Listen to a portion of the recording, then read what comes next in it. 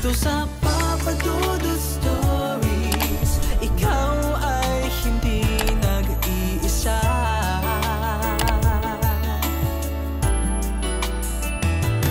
Dito sa Papa Dudut Stories, may nagmamahal sa'yo.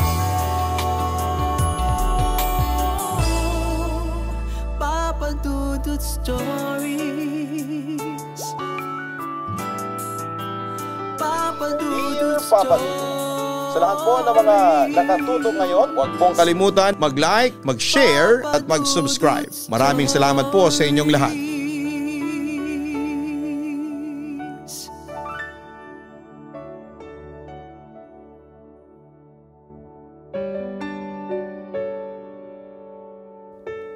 Isang pinagpalang gabi sa inyong lahat, lalong-lalo na sa iyo Papa Dudut at sa mga masugid na taga-subaybay ng inyong programa. Ako po si Ena, 51 years old, isang byuda at kasalukuyang pinapahirapan ng sakit na cancer. Sa totoo lang ay hindi ako nakikinig ng radyo o manood man lang ng TV simula nang mangyari sa akin ang mga paghihirap kong ito. Ngunit siguro dahil na rin sa pagkakataon ay bigla na lamang akong nakinig ng radyo hanggang sa natagpuan ko ang inyong programa maging sa online. Nang marinig ko ang isa sa mga kwentong inere ninyo tungkol sa inyong letter sender na may cancer ay nakarelate talaga ako ng gusto. Lalo na't cancer din ang sakit ko. Katulad ko ay mahirap din ang pinagdaraanan nila. Sa totoo lang Papa Dudut ay sobra-sobra na ang sakit na nararamdaman ko noon. Bukod kasi sa sakit kong cancer ay nawala na ang lahat ng mahal ko sa buhay. Papa Dudut, bata pa lamang ako ay sari-sari ng trahedyang dumating sa aking buhay. Nagsimula ito nang mamatay ang nanay ko nang iliwal niya ako sa mundo. Nang mga panahong yon ay nakulong ang aking ama sa salang hindi niya ginawa. Napunta ako sa pangangalaga ng aking mga kamag-anak. Ngunit sa halip na pag-aalaga ay pang-aabuso at pagmamaltrato pa ang ibinigay nila sa akin. Natigil lamang ito nang sumapit na ako sa hustong gulang, kung saan ay pinilit kong makalayo sa kanila. Bagamat masasabing malas ako sa kamag-anak ay masasabi ko namang swerte ako sa kaibigan. Mayroon akong matalik na kaibigan noon, si Orlando, at bata pa lamang kami ni Orlando ay magkaibigan na kami. Mabait, maalaga at ang masasabi ko ay mapagmahal po si Orlando. Sa tuwing may problema ako ay tanging si Orlando ang tumutulong at umaagapay sa akin. Palagi siyang nariyan sa aking tabi, handang tumulong anumang oras. Nang lumaki kami at sumapit sa hustong gulang ay nagtapat ng pagmamahal sa akin si Orlando. Ngunit ng mga panahong yon ay meron na akong iniibig, si Ronaldo. Si Ronaldo minahal ko dahil simula pa lamang na magkita kami ay umibig na ako sa kanya. Idagdag pa na pareho silang mabait at maalaga ni Orlando.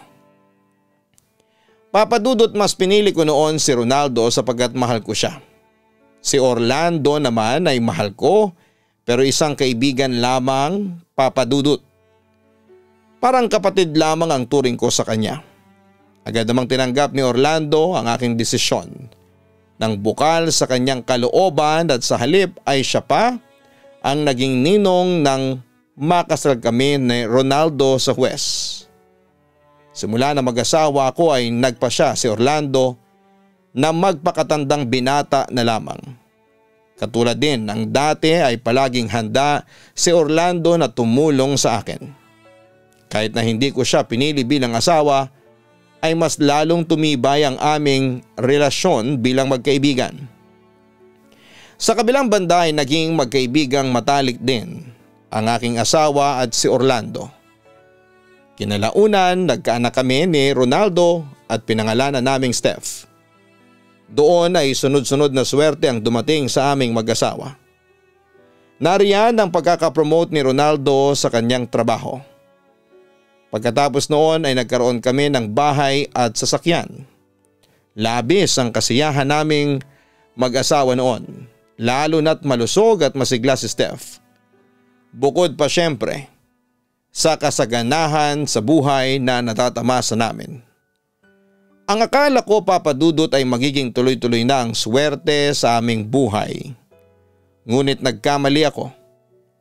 Isang gabi sa eksaktong 8 taong kaarawan ni Steph ay hindi ko inaasahang darating ang isang masamang bangungot sa aming pamilya. Halos lahat ng nasa party ay nagkakasiyahan maliban sa akin.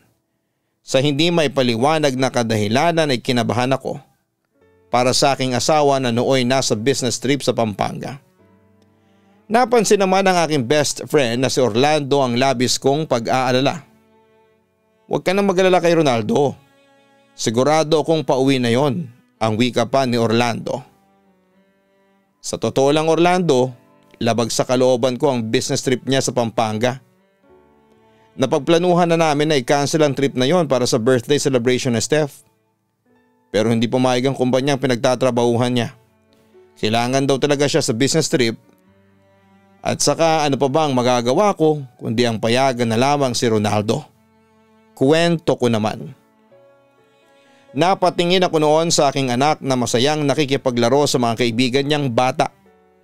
Hanggang sa lumingon siya sa akin at ngumiti. Nakaramdam ako ng sandaling kaginhawahan nang makita ko yon, Papa Dudut. Ngunit ilang minuto ang lumipas sa isang tawag mula sa hindi kilalang numero ang aking natanggap. Nag-aalinlangan ko yung sinagot. Hello, sino sila? Kinakabahang tanong ko. Maya-maya ay narinig ko nang nagsalita ang caller. Kayo po ba si Mrs. Ena de la Cruz? Tanong nito sa akin. Agad naman akong sumagot ng oo at doon ay nagpakilala ang caller bilang isang pulis. Ngunit ang naging bala ko nang sabihin niya ang dahilan kung bakit siya tumawag sa akin. Mrs., alam ko pong nakakabigla ito pero kailangan po kayong pumunta dito sa ospital. Na-aksidente ang kotseng minamaneho ng asawa ninyo. Ginawa na po ng mga rescue sa asawa ninyo ang lahat para maisalba siya ngunit dead on arrival siya nang dumating sa ospital. Paglalahad pa nito. Nanginig ang buong katawan ko pagkarinig ng balitang yon. Napasigaw ako sa sobrang hinagpis. Lahat ng mga bisita pati ang anak ko ay napatingin at lumapit sa akin para alamin kung ano ang mga nangyayari. Pero wala akong lakas ng loob na sabihin ang totoo, lalo na sa aking anak dahil ayaw kong masira ang dapat sanang masayang birthday celebration. Samantala ay nagpasya ako na isama si Orlando sa morgue para tingnan at kunin ang bangkay ni Ronaldo. Pagkakita ko sa walang buhay na asawa ko ay halos mawala ako sa sariling katinuan habang humahagulhol. Hindi ko lubos na maisip na sa isang iglap ay pwedeng bawiin pala ng Diyos ang isang mahalagang tao sa buhay mo. Nang mawala si Ronaldo ay parang nawala na ako ng sandigan sa buhay ko, Papa Dudut. Ganon pala kasakit na mawala ng asawa. Masyadong masakit. Noong burol ni Ronaldo ni minsan ay hindi ko sinubukang sumilip sa kanyang kabaong sapagkat hindi ko kaya. Pakiramdam ko noon ay bibigay ako anumang oras. Buti na lamang parating nakagapay si Orlando sa akin. Kung wala kasi si Orlando ay baka siguro ay namatay na ako sa sobrang sakit na nararamdaman ko sa pagkawala ng aking asawa. Hindi pa nawawala ang sakit ng aking puso sa pagkawala ni Ronaldo ay panibagong dilubyo ang muling dumating sa aking buhay. Bigla kasing inapoy ng lagnat si Steph, kasabay ng pananakit ng kanyang katawan at labis na panghihina. Madalas ding magsuka si Steph at tinutubuan siya ng mga skin rashes sa buong katawan. Sa tulong ni Orlando ay naidala ko si Steph sa ospital. Doon ay napagtanto kong may dengue si Steph.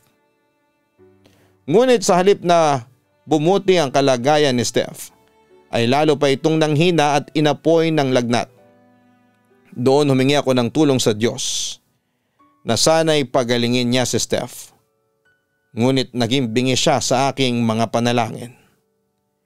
Mag-iisang buwan simula nang ilibing si Ronaldo ay binawian ng buhay ang kaisa-isa kong anak. Sobra akong nagdalamhati sa pagkamatay ng aking anak, Papa Dudut, at halos mawalan ako ng katinuan sa pag-iisip. Sumagi din sa akin na magpakamatay na lamang dahil wala na ang dalawang mahalagang tao sa buhay ko. Pero pinigilan ako ni Orlando. At tulad ng dati, siya ang naging kaisa-isang taong nakiramay sa akin. Palagi siyang nariyan para samahan at bigyan ng kahulugan ang buhay ko.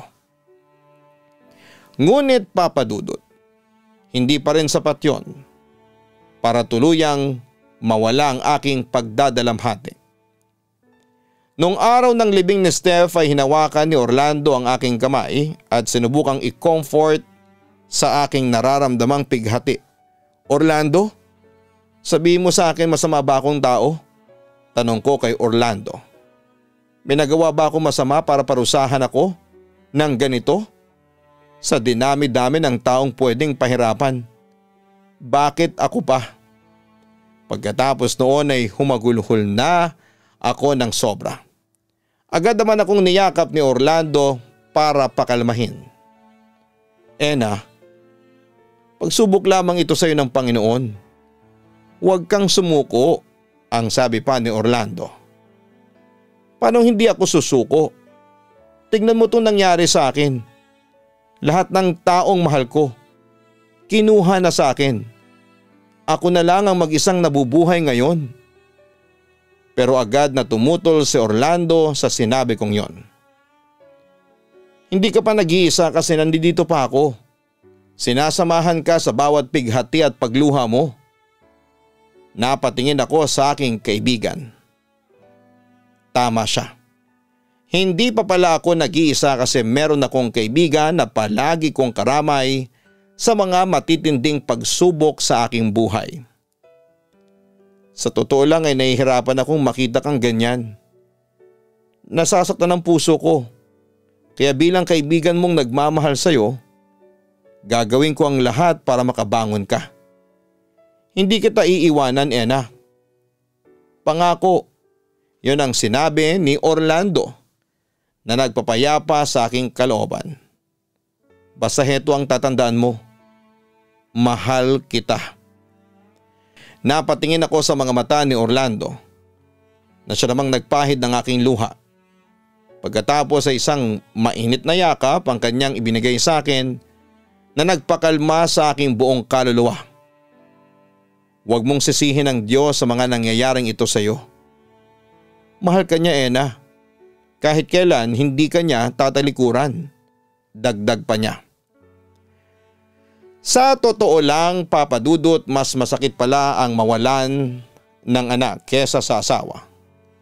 Oo, labis akong nasasaktan nang mawala sa aking piling si Ronaldo. Ngunit nang si Steph ang binawi sa akin ng Diyos ay halos mawala na ako ng lakas.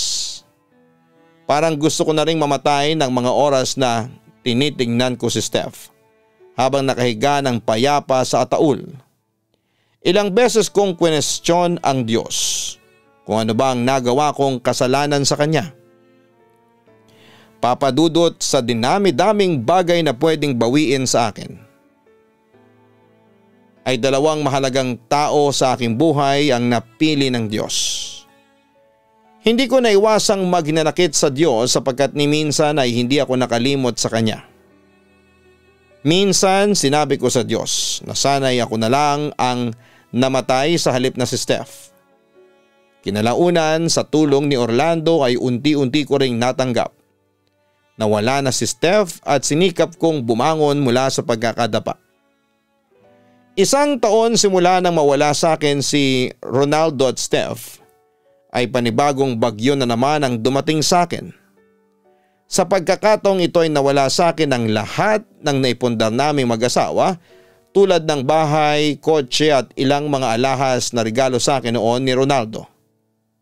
Hindi na kasi ako nakabayad sa housing loan kaya ang bahay at iba pang mga ari-arian naming mag-asawa ay sinamsam na ng bangko. Mabuti na lamang Papa Dudut ay palagi nakahandang tumulong sa akin si Orlando. Dito ka muna tumira sa bahay ko. Feel at home, Ena. Sabi niya sa akin nang makarating kami sa kanyang bahay. Doon muna ako pansamantalang tumira habang naghahanap ako ng trabaho. Salamat. Sa totoo lang ay nahihiya na ako sa iyo. Sobra-sobra na kasi ang naitulong mo sa akin, sabi ko sa aking kaibigan. Ngumiti lang si Orlando sa akin. Wala yun. Hindi ba magkaibigan tayo? Para saan pa ang pagkakaibigan natin kung hindi tayo magtutulungan? Wika niya. Buti nandiyan ka lamang sa tabi ko. Kung wala ka, hindi ko na alam siguro kung ano ang gagawin ko. Lalo na't wala akong alam na ibang matitirhan. Pero huwag kang mag-alala, Orlando. Hindi ako magiging pabigat sa iyo.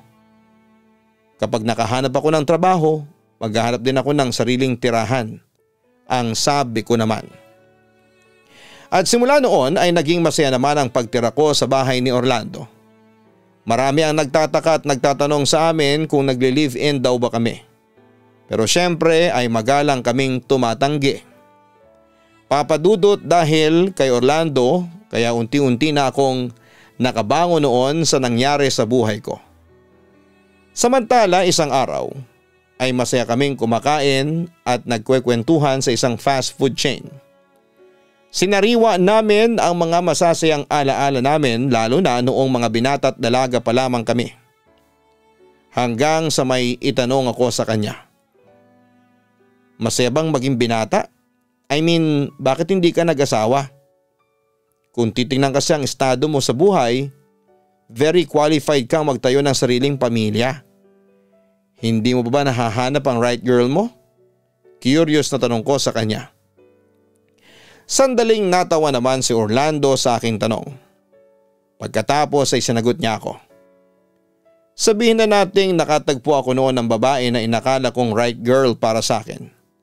Only to find out in the end na hindi pala siya ang girl na nakalaan sa akin. Maybe hindi pa siguro pinapanganak ang babaeng nakatadhana para sa akin o baka naman nasa tabi-tabi lang ang right girl ko pero hindi ko pa alam or hindi pa niya alam. Pero sa totoo lang, Ena, wala na sa plano ko ang mag-asawa pa. Hayaan ko na lang na ibigay sa akin ng kusa ng Panginoon ang babaeng para sa akin. Nakaramdam ako ng lungkot sa kanyang sinabi.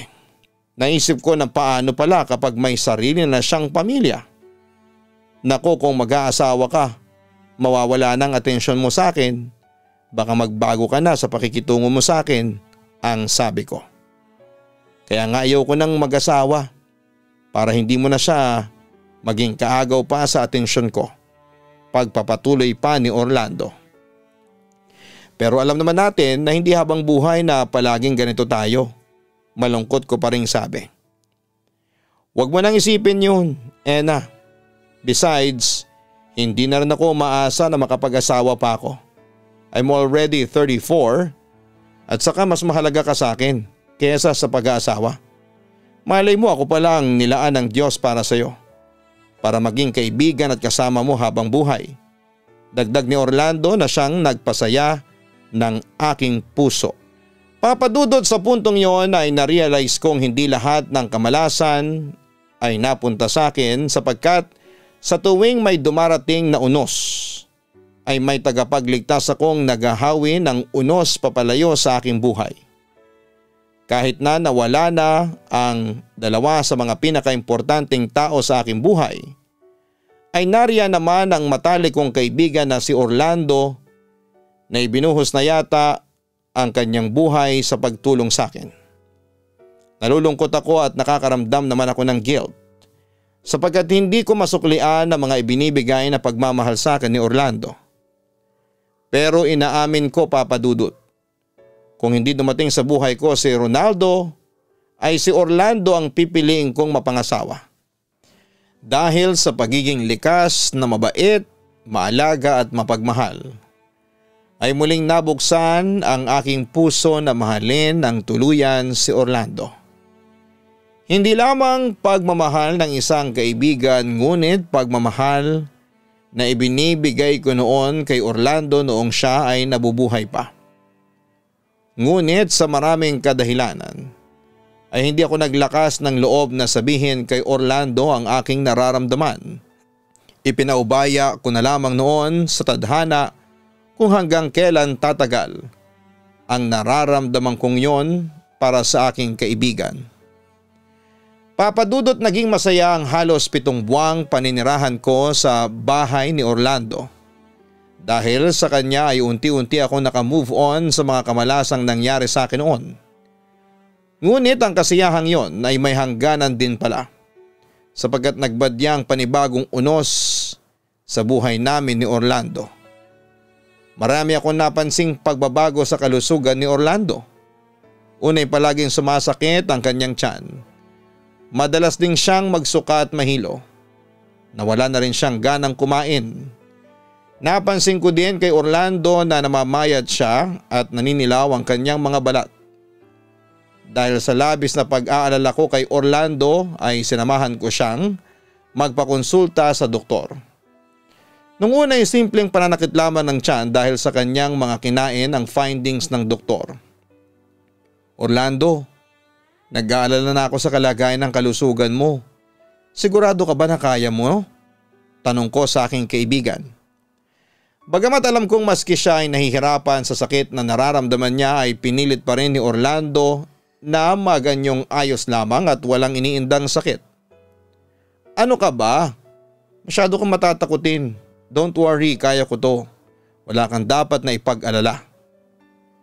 Pero kahit na anong sabi niya na okay lang siya, ay hindi ko makuhang makampante. Kasi naman Orlando, ipakita mo kasi sa akin na malakas ka. Nangihina kasi ang loob ko kapag nakikita kitang matamlay.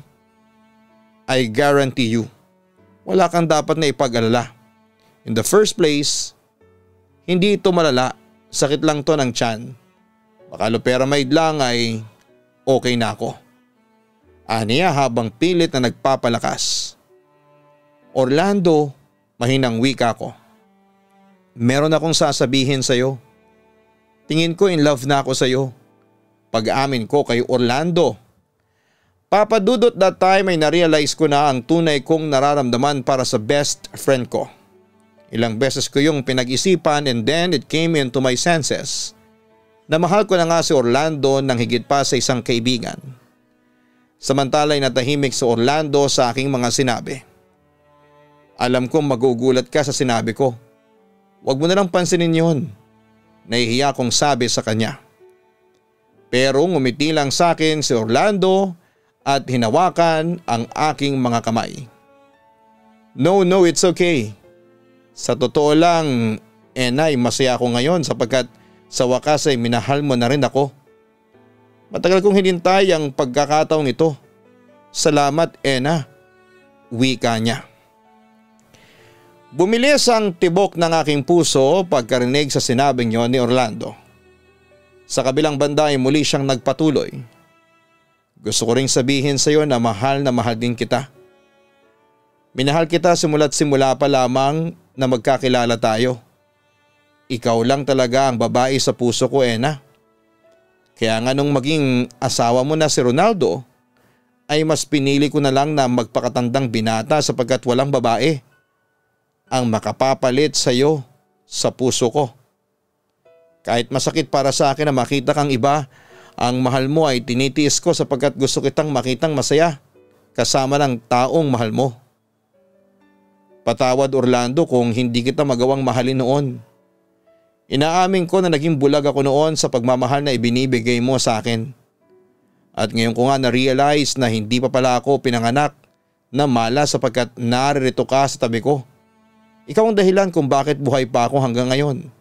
Ang sabi ko naman sa kanya. Ngunit ang romantikong eksena na yon ay napalitan ng pag-aalala. Nang muling namilipit sa sakit ng tiyan si Orlando. Napapasigaw na siya sa sobrang kirot hanggang sa bigla na lang siyang nawala ng malay. Sobra ko nataranta noon at agad na humingi ng tulong sa aming mga kapitbahay. Agad namang nadala sa ospital si Orlando, Papa Dudut.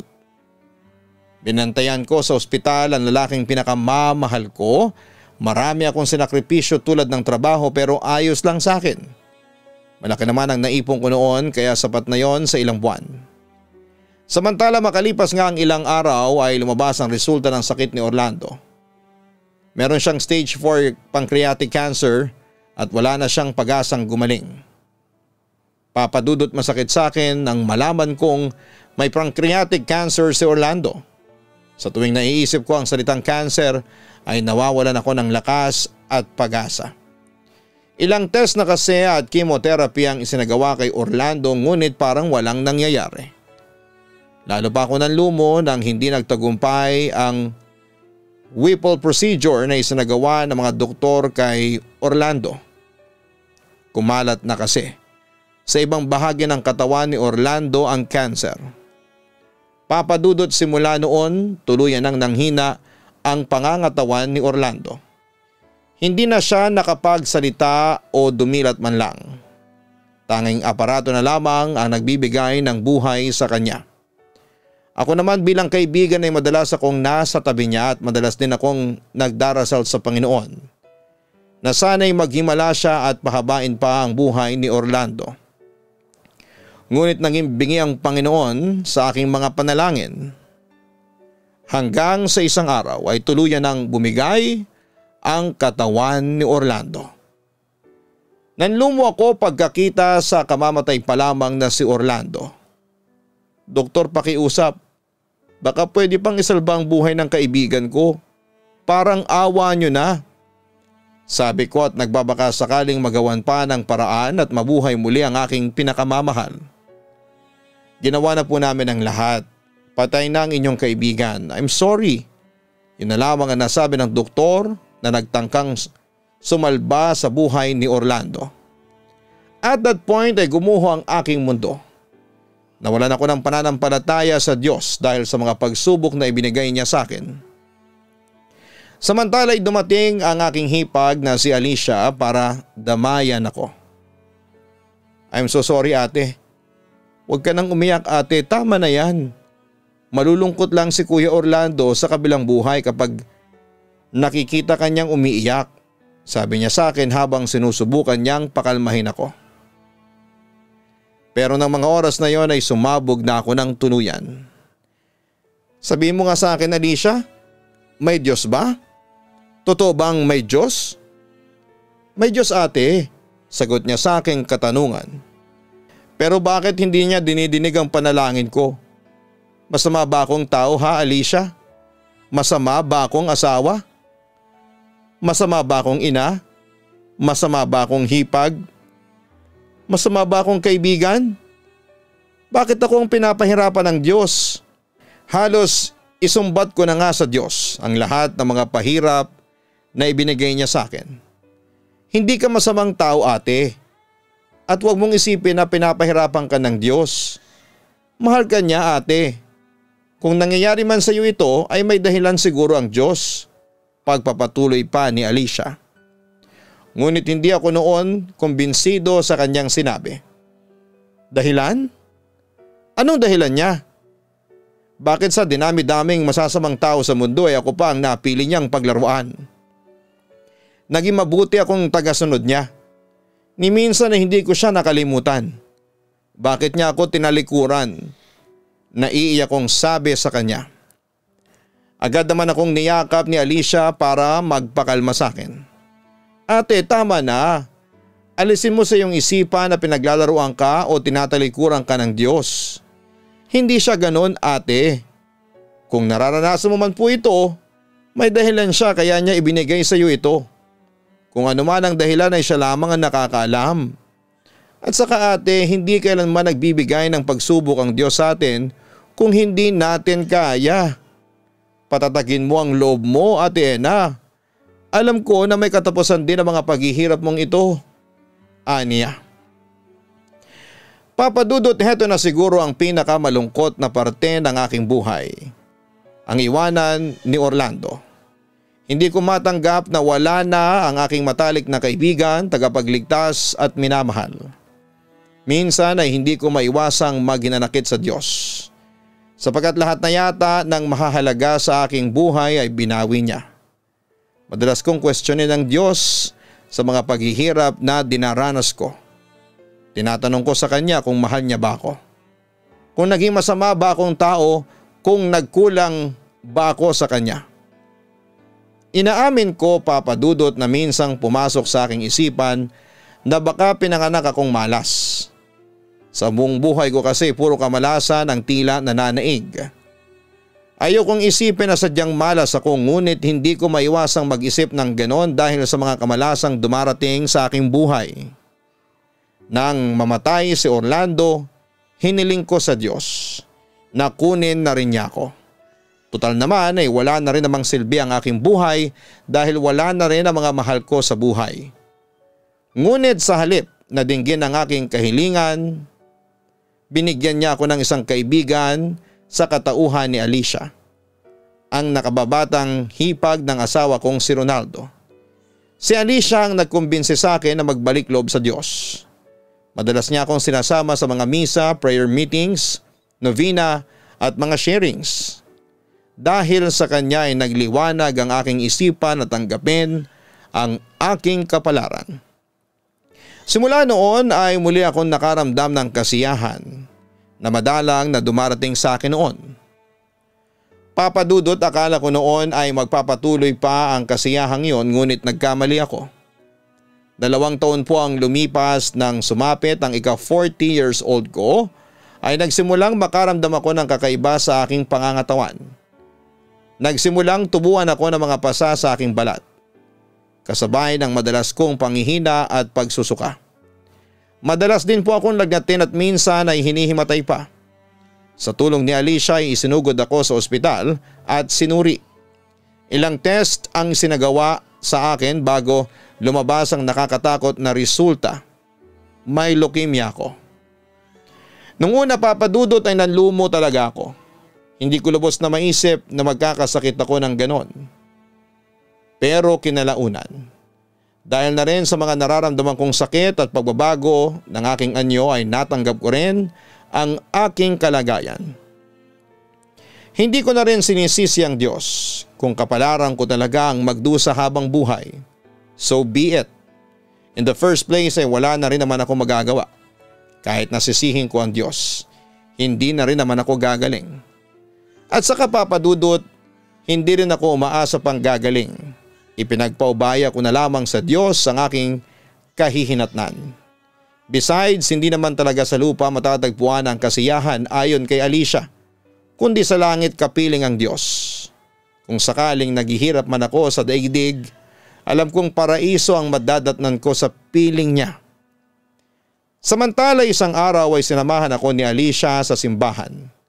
Nagbabaka sakali siyang magbalik loob ako sa Diyos. Nang pumasok ako sa loob ay nakaramdam ako ng kapayapaan. Doon ko na na-realize na kailangang isuko kong muli ang aking sarili sa Kanya. Humingi ako ng tawad sa Diyos, lalo na sa mga paninisik ko sa Kanya. At pinangako ko na sa nalalabing buhay ko ay ilalaang ko na lamang ang aking sarili sa pagboboluntaryo sa mga gawaing pangsimbahan hanggat kaya pa ng katawan ko. Salamat, Alicia, at palagi mo kong sinasamahan dito sa simbahan.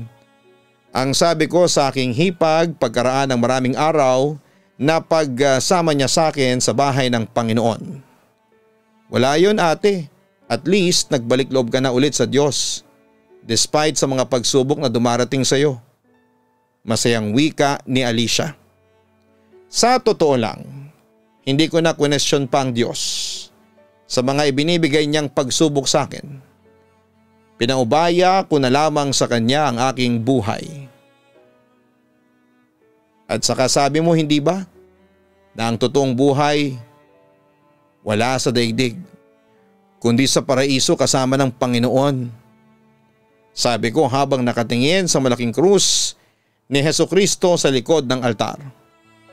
Naisip ko na napakaliit na bagay ang mga pagsubok na nararanasan ko sa mga sakripisyo ni Hesukristo para lamang maisalba ang sangkatauhan mula sa kasalanan. Hinawakan muli ng aking hipag ang aking mga kamay at agad akong nakaramdam ng kapayapaan. Huwag kang mag-alala ate. Matatapos din ang lahat ng yan. May awa ang Diyos. Mahal na mahal ka niya. Sabi pa niya sa akin. Napangiti ako sa aking hipag. Oo, alam kong mahal niya ako. Dahil narito ka sa tabi ko, Alicia, upang maging kaibigan ko. Hindi pa rin ako hinayaan ng Diyos na mag-isa. Papa Dudut, sa ngayon ay tanggap ko na po ang aking kalagayan. Naunawaan ko na rin kung bakit ibinigay sa akin ng Diyos sa mga pagsubok na ito. Gusto niya kasing maging matatag ang aking puso at pananampalataya sa Kanya. At kung sakaling mangyari yon, ay hindi ako natatakot. Bagkos ay masaya pa ako dahil makakaharap ko na rin ng Diyos. Pati na ang mga mahal ko sa buhay, sina Ronaldo, Steph at Orlando. Papa Dudut, kung sakaling mamatay ako ay hinihiling ko sa Diyos na sana'y sunduin ako ng mga mahal ko sa buhay patungo sa lugar na kinakaroonan nila, kung saan ang naroroon ng tunay na kaligayahan at kaliwanagan. Sa ngayon ay nakikipagbuno pa rin po ako sa sakit na leukemia, although pinaubaya ko na sa Diyos ang kahihinatnan ko. Kung sakaling mabubuhay pa ako ng mahabang panahon ay tatanggapin ko ito ng bukal sa aking kalooban at magpapasalamat ako sa Kanya. Kung sakali naman kukunin na niya ako ay ikakalugod ko rin po. Ano man ang mangyari sa akin ay handa na ako. Sa mga masugid mong tagapakinig, Papa Dudut, gusto kong ibahagi ang aking mga natutunan. Unay, maging matatag sa bawat pagsubok na dumarating sa iyong buhay. Pangalawa, maging positibo sa lahat ng mga nangyayari sa iyong buhay. At pangatlo ay may dahilan ng Diyos kung bakit niya binibigyan ang isang tao ng pagsubok. At kahit kailan ay hindi nagbibigay ng pagsubok ang Diyos sa isang tao kung hindi niya kaya. Sa lagay ko, akala ko ay hindi ko nakakayanin ang mga yon, pero nagkamali ako. Kaya ko pala. Life goes on. Ang buhay ay puro pagsubok at sa mga pagsubok na yon ay natututo kang maging matibay at matatag. Huwag kang susuko dahil lahat ng ito ay may katapusan din. Muli nagpapasalamat ako sa iyo, Papa Dudut, dahil binigyan mo ng pagkakataon na may ere ang aking buhay. Naway kapulutan po ito ng aral at sana'y magpatuloy pa ang inyong magandang programa. Lubos na nagpapasalamat, Ena.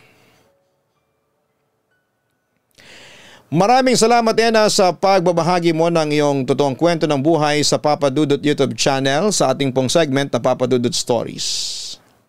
Bagamat puno ng pagsubok ang iyong buhay, ay may pag-asa pa rin makikita na siyang nagbibigay pa rin sa iyo ng dahilan para magpakatatag at lumaban para sa iyong buhay. Lahat ng mga bagay na nangyayari sa buhay natin ay may dahilan. Kaya kahit anuman ang sitwasyon mo, lumabang ka lang at huwag susuko. Tandaan na hindi lang naman ikaw ang dumaraan sa ganyang pagsubok. Nangyayari yan sa iyo sapagkat gusto kang turuan ng ating Panginoon na maging matapang at matatag. At kung mawalan ka man ng pag-asa ay huwag ka pa rin susuko. Dahil hindi ka bibiguin ng ating Panginoon, mahahanap mo rin ang hinahanap ng iyong puso. Kaya para sa iyo, Ena, hanggat may buhay ay sige lang, laban lang. Palagi mong tatandaan na hindi lang ikaw ang mag-isang lumalaban dahil kasama mo ang Diyos at gagabayan ka niya hanggang sa huli. Hanapin po ang Kaistorya Horror YouTube channel at mag-subscribe. Ganon din po ang Gian Gianna Vlogs, ang aming pong weekly family vlogs. Maraming salamat po sa inyong lahat.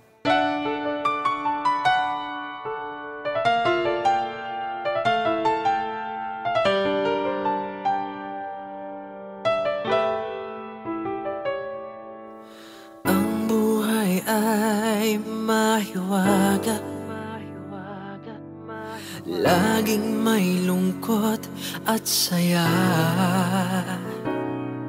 sa Papa Dudut Stories. Laging may karamay ka.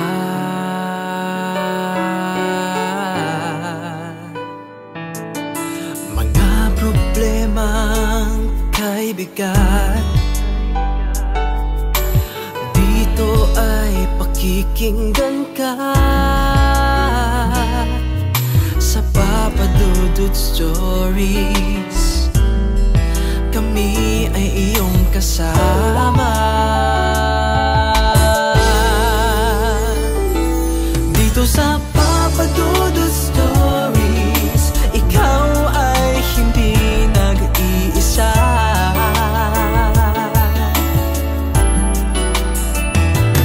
Dito sa Papa Dudut Stories may nagmamahal sa'yo. Papa Dudut Stories, Papa Dudut Stories, Papa Dudut Stories.